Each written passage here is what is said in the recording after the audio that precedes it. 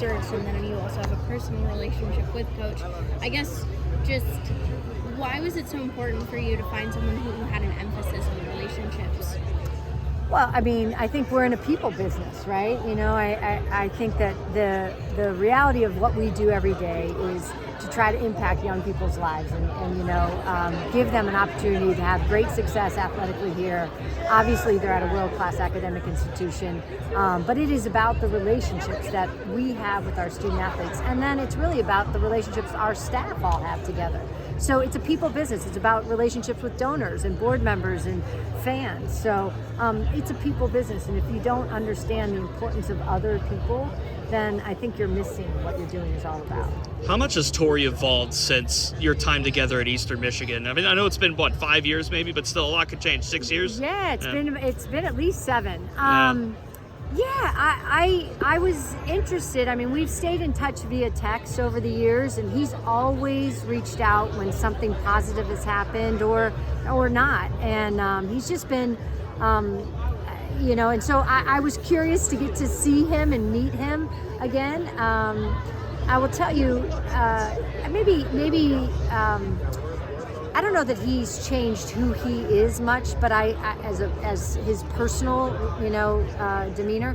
But I will tell you, I think he's endured what it takes to continue to build a program, and he's not afraid of the challenge at that next level, and he's hungry for it. And so I think just overall maturity as far as the depth of relationships he has with players over the years and who he stayed in contact, you can tell that I think all those sorts of things matter to him, and I recognized that when we visited. He talked about how aggressive he's looking forward to get with building this team up. I think he mentioned 7 players that are still here from last year. That's quite a sizable gap to kind of breach. I mean, what are you looking forward to the most about working with him in that process, and how much, hand in hand is there going to be within that?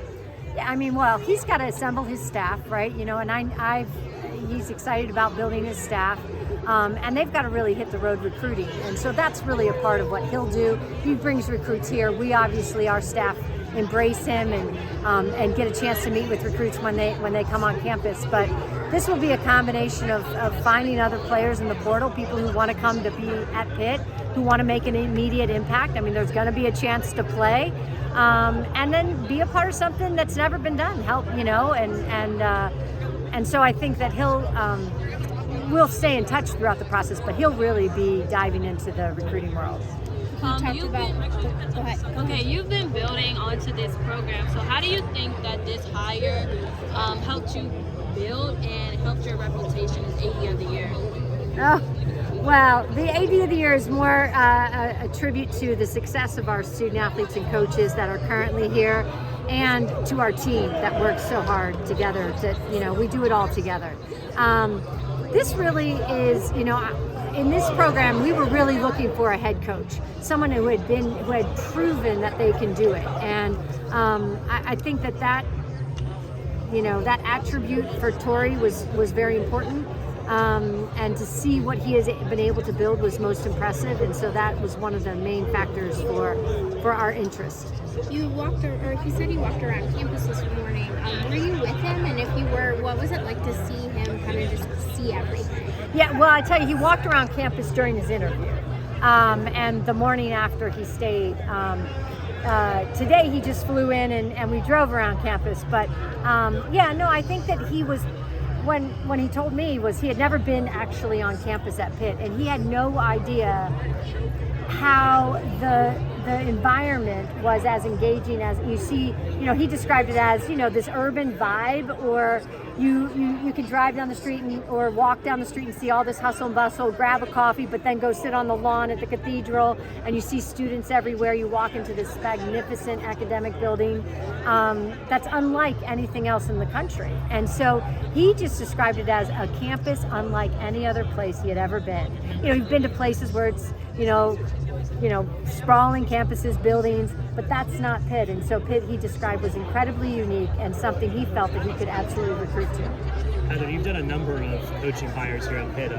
What were the challenges when it came to this hire, and what does it rank in terms of the coaching hires you've done so far here at Pitt? Well, I don't really rank hires, but what I would say that the greatest challenge was really seeing someone, we're at the bottom of the ACC right now. So you have to find the right persona who has the courage and confidence to say, I can go and do this.